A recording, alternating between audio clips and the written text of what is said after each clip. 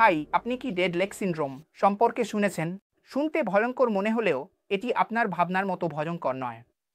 Dead leg syndrome মূলত উরুর ব্যথা, বিশেষত কোয়াড্রিসেপস পেশি, যা আপনার উরুর সামনের পেশি।